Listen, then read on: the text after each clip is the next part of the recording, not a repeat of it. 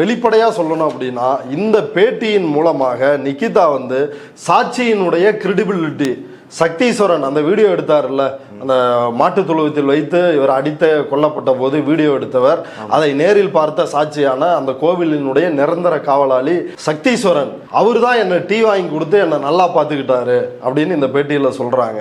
ஏன் அவரை இவங்க வந்து அப்படி சொல்ல வேண்டிய அவசியம் என்ன இருக்குது?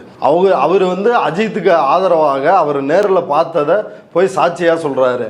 அந்த சாட்சியை கலைக்க வேண்டும் அப்படின்றது தான் போலீஸினுடைய முயற்சி. போலீஸ் என்னவா கதை கட்டி விட்டாங்கன்னா, இந்த சக்தீஸ்வரன் தான் அஜித் குமாரை அடித்து எங்களிடம் ஒப்படைச்சாரு அப்படின்னு ஒரு நரேஷன் எடுத்துட்டு வந்து இந்த கொலை வழக்கில் அவரையும் வந்து சிக்க வைக்கலாம். ஏன்னா சாட்சியா இருக்கிறவரை பிறல் சாட்சியா மாத்தணும் அப்படின்னா உன்னையும் இந்த கொலைகேஸ்ல ஒரு குற்றவாளியா நாங்க மாத்துவோம் அப்படின்னு. இதுல கைதாகி சிறையில் இருக்கின்ற பிரபு அப்படின்ற காவலர், அவருக்கு ரவுடிகள் தெரியும். அந்த ரவுடிகள் மூலமாக அந்த அச்சுறுத்தல் இருந்திருக்குது.